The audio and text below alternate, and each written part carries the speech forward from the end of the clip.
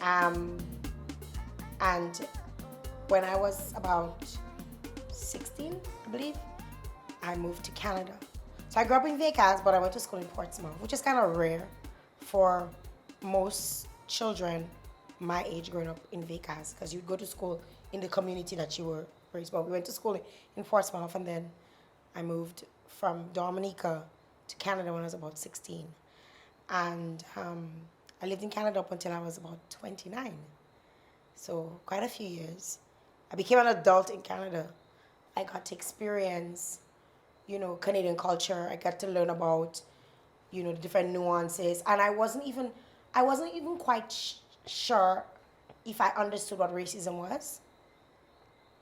Because I felt like what I saw or what I later would learn was racism was just, you're just having a bad day. Mm-hmm. Because I grew up seeing people angry and I just didn't understand that, if they call you a Marco or they call you a name, it's just because they vex with you, they're angry. It wasn't a thing where you got called a nigger and even if you got called a nigger in Dominica when I was growing up, you would not take offense to it. Negres. Because we were called negres, right? I took offense when I came and they called me negres. Well, but were you raised here though? No, but we'll get to that. But right. I was like, what? So exactly. So where were you raised? Okay, so first of all, I spent my first year of my life in Guadeloupe, and then I migrated to Antigua because I'm multinational.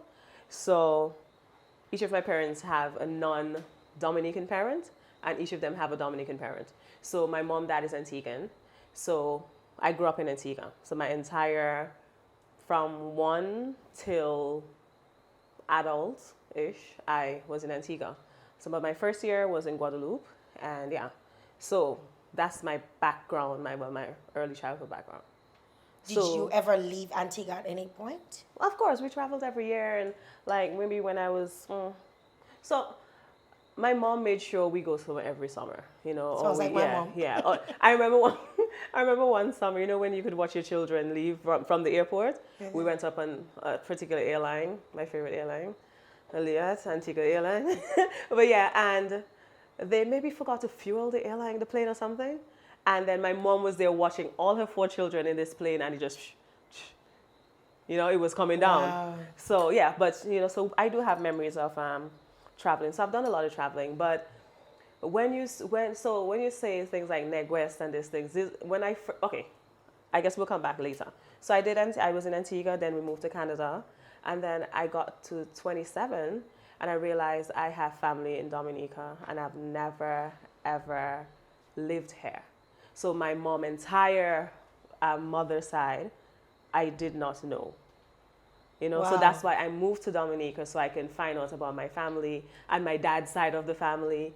And I came here. So my other siblings, they're like, no, Dominica too slow for them and whatever. So I guess I will approach the topic from my Antigua, Dominica / I guess Canada background. Yeah, how about you, Ash? Well, I'm also Antiguan. Mm-hmm. Born in Antigua, but mainly raised in Grenada. So my dad was a pilot. Back in the day, Caribbean Star, Liat pilots, all base. That was a hot spot. Antigua was a hub. So my mom was very young, moved to Antigua, got married there, had me and my brother. Then they split up. My brother and myself went to Grenada, spent most of our childhood. But I came to Dominica most summers. Easter, we would mainly go camping in Antigua because, Easter you take more. Camping culture. Yeah, yes. Big camping culture. Used to travel the Caribbean a lot. Again, the daughter of a pilot, you just hop on a plane, long weekend.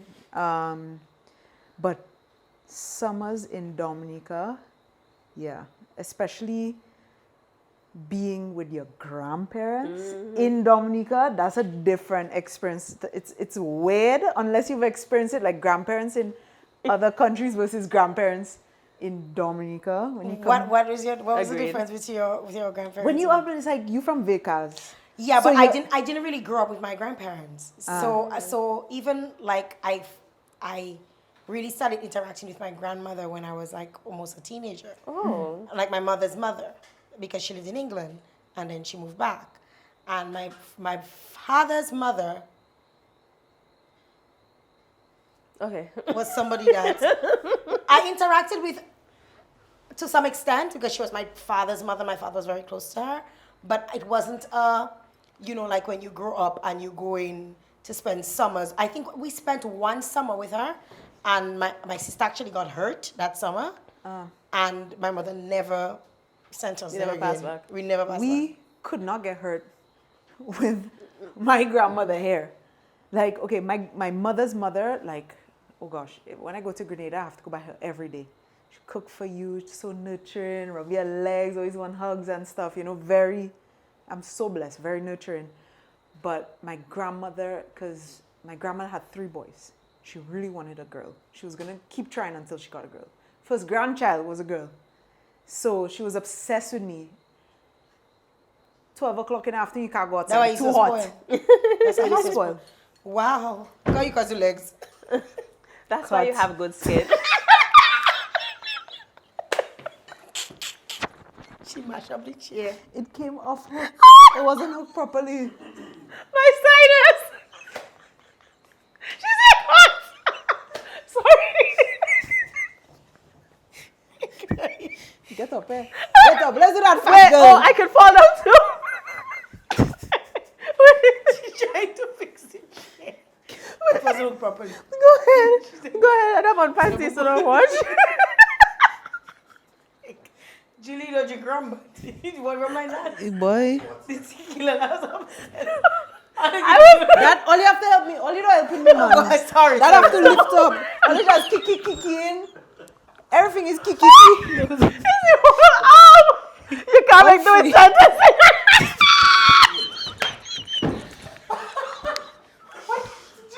Where's your damn camera? That you want to right moment. All you.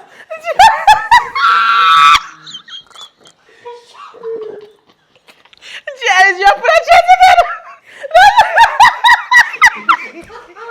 You know how hard it is going to shoot again.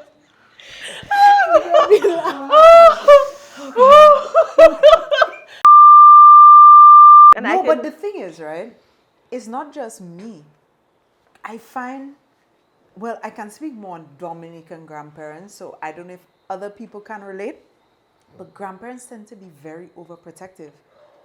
It have a little drizzle outside, cover the child, or you come to pick up your child, leave them there tonight because it have a little drizzle, or put a hoodie on them, the dew. The dew, everything is the dew. You understand? Don't make them catch a giraffe. Yeah. So, and versus like, my parents grew us up a bit more rough. We come from the beach or the river, we in our wet clothes, we in the back of the pickup for the drive home. My grandmother will fall down if she saw that. First of all, we in the back of the pickup, we wet, our chest exposed, that kind of stuff. You'll catch a giraffe. You catch a giraffe. Yes. Like Caribbean grandparents are just the extra. They weren't like that with their kids, but their grandkids. It's just, they're very, very soft and they're almost afraid of every little thing that passes around their grandchildren. Well, but I think it's necessary. Like it's a good balance. yeah, it's good. My maternal grandma, I was her favorite. I want my siblings to hear that. I was her favorite. God rest her soul. And she was a very strong woman, but for her grandchildren, for whatever reason, that empathy and you just spoke about, we got a lot of that. So I would spend summers with her. As a matter of fact, you see my eyebrow has a little dash. I got that in her house. They always had their little house that was like the sweetest place, but when you look back at it, it's really just for me, it's just a little shack, but that it felt so cozy and warm. Yes. So one of my cousins, I don't know if you Alicia, well, yeah, you'll know her, but Alicia would give me a lot of stories because Alicia spent a lot of her summers with grandma and then she moved back to Germany. So Alicia would tell me, you know how much water I carry? You have to get the little bottles and go all the way up the hill and carry water. I never had to do that. I have no memory of doing that. But what I do remember is that my grandma would have her little, what do you call it, the back? You know, so you go wash the dishes outside, and In the backyard. In the yeah, backyard. they call it the back, where you wash the plates on the little dresser outside, and also you know she have the little toilet, the latrine that you know you would never want to do it with your parents. pit toilets. But you come on vacation and you come spend time with your granny, and she'll come back toilet with you to run the cockroaches. You know, Yes, I know all that. she's just superhero, you know. So I came to spend time with grandma, and she had a little chicken coop in the yard. And for the chicken coop, she had a favorite chicken named all little chickens. And one morning, I woke up without her permission, of course, you know they don't want you outside without them. I woke up early morning and go look for my chickens, and I met a big snake in the pen, swallowed my chicken, and he was trying to get back out through the wire. And because it can't get out. So that's why I stopped coming to Dominica, but just thinking of my grandma and my upbringing, you know, I just have all these nostalgic, very basic Dominican cultural thing that I would have never gotten anywhere else. Now, so what do you think makes our culture, but not just Dominican culture, but Caribbean culture, different from like North America or the UK? Is there a difference? Like, do you think there's a difference? Do you feel there's a difference between like? Your pacalave is that's it, they were. I would never get to experience washing dishes in the backyard or seeing the snake eat the chicken in the pan or rubbing pepper on my private part. When I see it burn, rub it on my brother's own too. So toes have to have powder in granny yard. You know that. But I never do that. I never do that. I don't know if that's culture, no? That's not like incest. That's the one. No, she was cutting down the pepper tree. And I guess I rubbed the pepper and see it burn. So I called my brother and I say, come, and I rub it. When so they say powder. curiosity kill the cat. That's how your cat died. And well died. But I think what makes Caribbean culture different, like the foundation of it, is the oneness. Mm-hmm. So back in the day when we were growing up, you do nonsense after school, you out wherever on the road, somebody who knows your parents will catch you and send you home. Yes. Or probably beat you. Beat you. And if you go home and tell your parents you get blows, you getting more More blows. blows. So you're getting blows for getting blows from somebody else. That oneness. You never experienced I that? didn't have that in Antigua. You don't do that in Antigua. Well, in Dominica, Yeah. that was something that was practiced. I don't know about now. I No, feel like the not culture now. now has It's shifted. It's changed. But I remember growing up, it was like if you did something, you'd get licks probably from the person that saw you, or the person would go back and they would tell your parents what you did. And they wouldn't even believe, even if you try to convince them, even if sometimes the person probably lying, you know, your parents could care less that the person lying. Is the fact that somebody come and tell them about what you do, Yeah. you would get it. And I feel like that essentially created a community where you could. You were held accountable. Yes. You So were held even accountable. the saying, it takes a village. Like I consider like looking back, I consider that the village, because everybody was raising the child. It Caribbean wasn't culture just is very much the village. yeah. That's the foundation of it. It wasn't just, but North Americans can say they have the similarities though. Like they could say that they have their own little villages in their communities that they come from. I just find it very strange though that, or it probably it's not strange, but that a lot of North Americans who are born of Caribbean parents, they want so badly to identify, or they identify 100% with their Caribbean upbringing rather than their North American upbringing. Because we're cooler. I don't think you have a choice. So, for instance, with my daughter, and I say, you want me to box you? She learned, you want me to box you, what it means. I mean, she can't speak dialect, but this is what you bring into the home. So I just feel like parents, you know, they tend to bring their culture, the Caribbean culture into the household. So then the food that you eat will be from the Caribbean. Because whether or not you're getting the Americanized foods, they will cook the traditional foods at home. The language they speak outside of the house is one thing, but at home, if your mom is Jamaican will be in the house. You know, that kind of thing. So I find that Jamaican food, Jamaican music, food, Jamaican, yeah. You know, so I find that. And before we even go too far from that, I was thinking, as an Antiguan, I think, even if I didn't have a village raise a child kind of thing, I think the difference is that Antigua has always been a melting pot. You can find every different nationality there. They have more. Antiguans love more or everybody else more than themselves, you know. And it's not just They that. love. Let me tell. I mean, not 90s, even to sound like negative about it. It's not even a negative thing. Like that's how much they appreciate other people. Like they don't have this thing about, oh, you from a different country compared to Dominicans. I think Because we're Dominicans accustomed are to the it. worst with it. Yeah. To be No, honest, because we're accustomed to it. Yeah. I think that's what it is. So, because you embrace, like I remember speaking to an Antiguan businessman, and he said, "I'll hire a Dominican any day over an indigenous Antiguan." Yeah. Like They'll work he harder. literally would say that, and I found that kind of like damn, like whereas in Dominica, like Dominicans are like, you foreign, you come on, And that's the thing. like That's the thing. But so I feel like countries like Dominica and Grenada and St. Lucia, they have more of a cultural identity. I don't want to say we don't have a cultural identity in Antigua, but you find the village raising a child kind of thing is more identifiable in these countries. than why a you place think Antigua like- doesn't have it? No, I'm not saying we don't have it, but it's not the same. So it's like how now you feel in Dominica. Antigua's very different. You're not getting Very like, in different. Dominica now, a village don't really raise a child anywhere, but mind your business. It has been like that in Antigua for eons. So since in the 90s, and of course you will have little traits of that, but it's more potent in Grenada, St. Lucia, these countries. Remember, we were talking about how Antigua was the hub. So you have a lot of people that migrated there and started there. So it's a lot of fresh faces, a lot of people going there to plant their seeds. Versus Dominica, it's just been Dominicans, you know? So maybe that's why.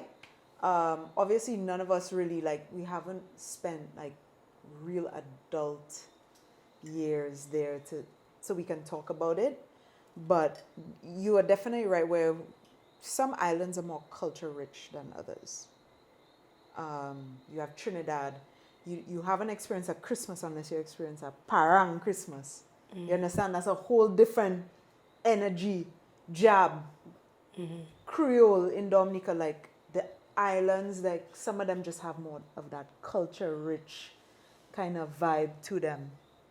So why do you think that our culture is so much because it's almost like we feel like we're more special than everybody else, like the way we behave, and I've seen that on TikTok where North Americans will say, oh, these Caribbeans people, these, they're Caribbeans, us, they put an S, because they feel like we too extra, we we have too much in us and stuff. Why you think that is a thing? Like, why don't they understand that we're just different? We seasoned.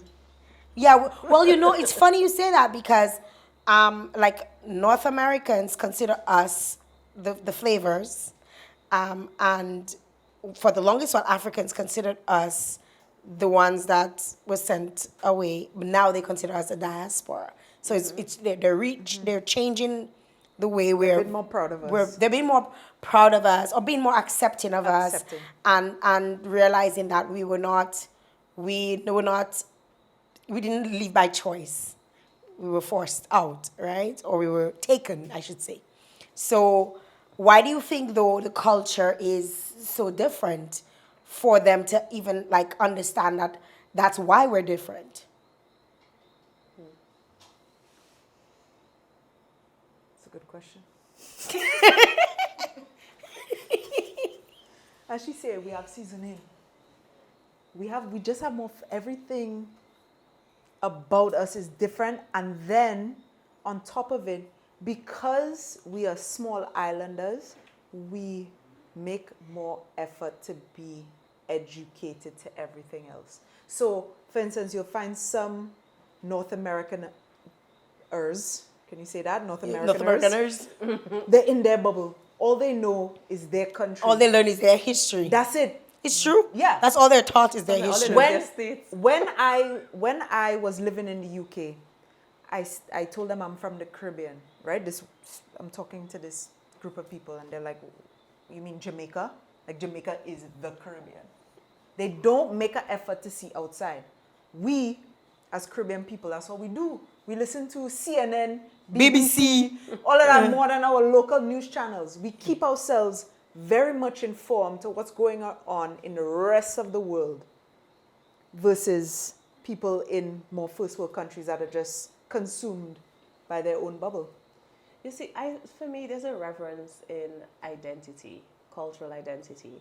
And I don't want to sound, I'm trying, that's why I was so silent, because I'm trying to find the best way to say most Americans do not have a real identity. Just like how we spoke about how so many people migrated to Antigua and we have a melting pot. She's speaking on her own. We have, this is my considered opinion. Okay. No, we have, just like how I said, Antigua have this melting pot. America's the same. They were all just... I agree with you. On that part. On that part. But I also agree with you. Not necessarily identity, but more culture. Yeah, well, because their culture comes elsewhere that brought it, yes. but they do have their own identity. They do have their own identity. But then you have to know, if you identify as something, you have to know what you identify as. And they don't know what they identify as. Let me tell you, we as Caribbean people copy Americans more than anything else. But we're copying people that are not even sure who they are. That's why all I'm doing 23 So what are we, more unsure? No, but all Americans all Americans doing 23andMe to know where they come from. To the third party. You just like stupidness. It's true. And then they find out, okay, I'm 33% Irish, and then they go put their hair ginger because they find out they're Irish. Is that what you did? Is that why you're ginger? The color just mixed that way. But on a real, while Caribbean people, we tend to know for sure. You know, or grandparents remind us, or parents remind us, or music reminds us, or food reminds us. Like everything is just there in our face for us to know who we are. I would disagree though. I find now Caribbean people are more unsure. So if we did not have independence celebrations, if we didn't have carnival, these specific times a year, I think after a while we'll forget we've become very westernized. I agree. I don't know. I agree. And that's why a lot of organizations, like we see it even here in Dominica, where a lot of organizations are trying so hard to make you remember how the culture was before. Is because the American culture has seeped into our system, and it is taking over our own identities. But when you say American culture, what do you mean? The music, even the language. I mean, listen to our children. Peppa Pig? Listen to our children. Peppa Pig? Right. Okay, I hear that. Listen to our children. It's not just Peppa Pig. I disagree. The children, not just Peppa Pig. Like my kids, I probably speak properly. So that's, somebody might say my kids speak properly because I speak properly. But I don't think I'm the only factor because they were raised a lot. It's called YouTube children. It's called YouTube. But it's American culture. There's children that have never been to America that fully yanking. In the Caribbean. Yes. Our movies are American. A lot of the foods and things we import is American. However, there is a particular thing about Caribbean people that cannot be lost. Julie, you say that it cannot be lost. Anything that was anything. I don't think we're mimicking America. I just think that it is there. We're very much influenced by it. Okay. We may not be mimicking it to the point where we've become like them. But we adopt a lot of the things that they do. Adaptation is a natural part of life. I think that's what's in our face all the time. The movies, like how many Caribbean movies are there? Like the Caribbean is a whole Netflix series, and we do not have something foundational as big as YouTube showcasing our content. So our children or people, we see these things and we relate to them. But then on a musical level, on a quiz, in terms of cuisine, in terms of everything we do, you just have to hear a song, and the thing that is identified within you is so Caribbean.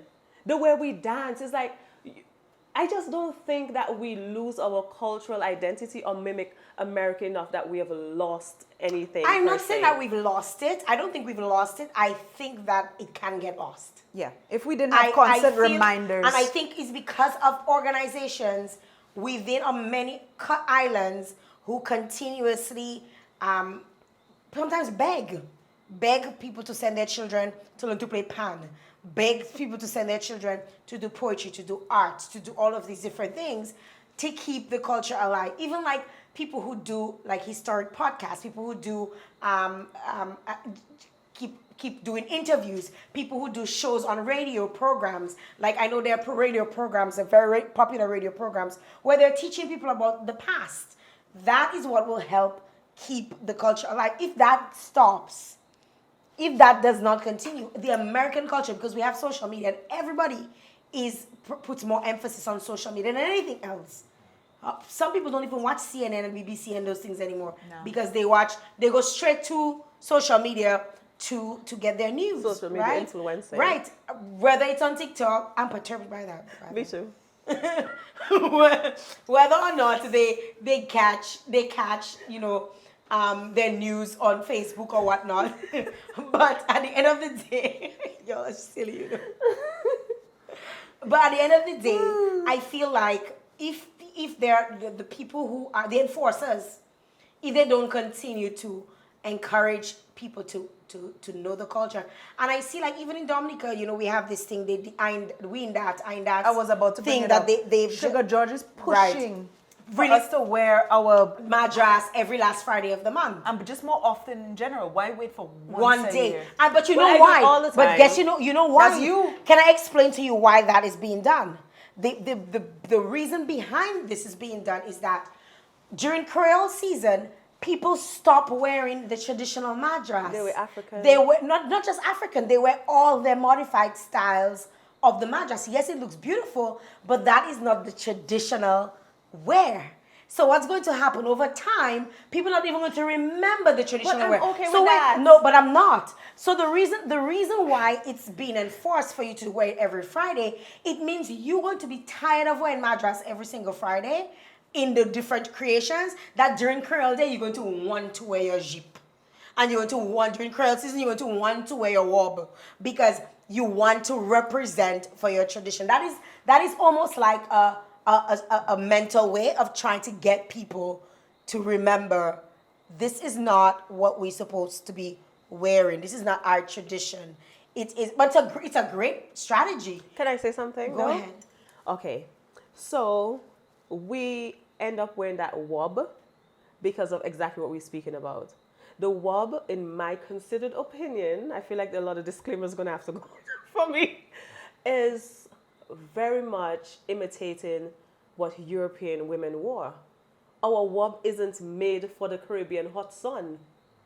Our wob is a madras that shows the what we call, well, the madras came from India, and then there was a point where poor black people could not wear madras because it was of elite. It's only certain people could wear. So they fought very hard to wear madras, and I'm grateful for that. I love the madras. However, that whole lot of fabric that making under your dress hot in this hot sun, it is not for Caribbean people. But it's only worn during a specific time. It's not something that they're asking you to wear every day. It should not be our traditional dress because October, it's the breeze cool way. European dress. So I think I want to see you in a woman next year. Pay me good money for I that. want to see you wearing a You gotta pay woman. me good money for that. I think as a black woman that you can just tie your head or however you tie, that's the style. However you wrap your madras is the style. That is what we should embrace and not force people to identify and wear things that imitate Europeans. So